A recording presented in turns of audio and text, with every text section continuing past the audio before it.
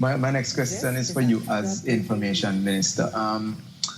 In your view, is there enough oversight in place for media houses in Antigua and Barbuda in terms of the operations? And I'm asking against the backdrop of two media houses, well, I would say media platforms, being called to answer before the court to some missteps in their reporting and so forth.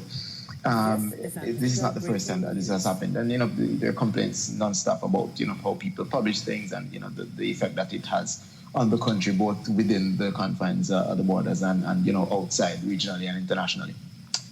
What is your view on what's in place to regulate that media space, and maybe what steps need to be done to ensure that the product and the output is much better than it is currently? Well, thank you for that. And I'm on the record in a number of instances speaking to this particular issue. I would have addressed this matter in Parliament before.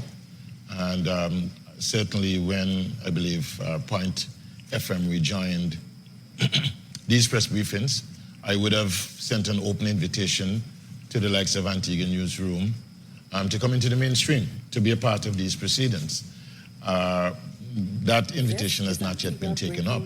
But the challenge for us is that there needs to be a new, legislative framework. I would have discussed this at Cabinet yesterday with the Attorney General. And really, it is how do we look at the publication of a media house that is doing major publication, and which bit of legislation will be the one that affects them. And it certainly, in my estimation and what I've discussed with the Attorney General, is the Newspaper Act. And clearly, electronic production of news, as is now being done, how do we bring sanctions to bear on a media house if they're not prepared to comply? At the very least, for the protection of all concerned, a media house ought to be able to publish its editor. We should know who the editor is and who is the producer, such that in the event of any potential liability for even defamation or tort, that those persons could be brought to answer questions. So my comment on this in Parliament stemmed from an event last year where there were certain reckless statements being made in one of these media houses, and I felt it was time that we had a look at it. So I believe now that the court has already expressed a view that they should be brought into the sphere of reference. It augurs well, and I believe that the Attorney General did indicate that he has asked his drafters to begin to look at it.